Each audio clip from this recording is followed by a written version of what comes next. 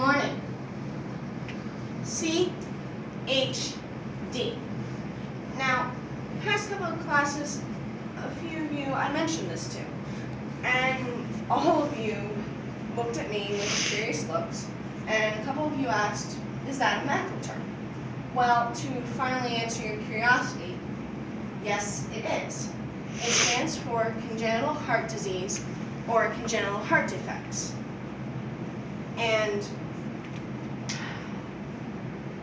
the way it is relevant to us is that in the update site from 2011 of the U.S. Department of Health and Human Services, there are about 8 in every 1,000 newborns that are affected by this. That's 35,000 newborns a year, and in 2011, that means that there were about 1 million adults that were affected by this. Now, I understand my credibility comes into question, but in reality it should be my knowledge. My credibility is that, well, most of you think I'm a normal college-going kid just by how I look. Well, sorry to disappoint, but I have CHD. I am a CHD kid and have been for my entire life. So, with this speech, I was actually able to research more about just the general basics of CHD and not just my case. And for the general of CHD, in the updated site in 2013, the U.S. National Library of Medicine and National Institute of Health say that it affects the walls of the heart, the valves of the heart, the arteries, and veins. And hopefully today I will be able to inform you about just the basics of CHD and how it affects a person inside and out. Now, CHD is not usually detectable from just visuals. For the visual, most people don't see that in the inside, it works by the blood flow. The blood flow is affected because it can slow how the blood is. It could block the blood flow.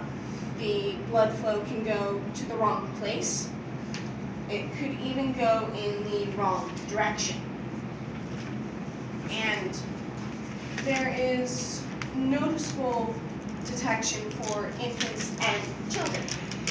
And in the 2012 updated site of Children's Heart Foundation, which is dedicating its research to CHD, the signs are usually a heart murmur or abnormal heartbeat, which for that, a murmur is more of a swishing sound instead of a normal thumping of a heart. There's fast breathing. There is also not necessarily good exercise, or rather lack of, because the infant and children can't be up to par. Now, there are ways to fix this, usually by open heart surgery or cardiocatheterizations, and each case is different because no two cases are alike. But that's another speech topic. Now, hopefully, I'm able to show that the knowledge of CHD is one thing. However, knowledge of how it affects a person and their life is different in its own way. As previously stated, I am a CHD kid, so I'm affected by congenital heart disease, or defects, or CHD for short. Now, you wouldn't guess, but it actually affects my activity. When I'm with friends, I can't keep up with them. I would actually have a skip of the heart if I do too much activity. Now, most people are like, oh, skip of the heart, normal, love, fine. Well, no, this one is actually the more serious, not the joking, oh, I'm in love, my heart skipped a beat.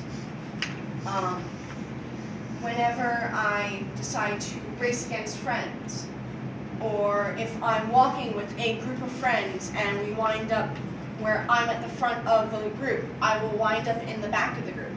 Why? Because my condition has it so that I'm slower and I can't keep up to par with them. Even just talking about sports and comparing the various sports you would do in high school or college, I can't do those because give me 1 to 2 minutes of running around and I'll have to sit out for the rest of the game. Now, that's just with friends.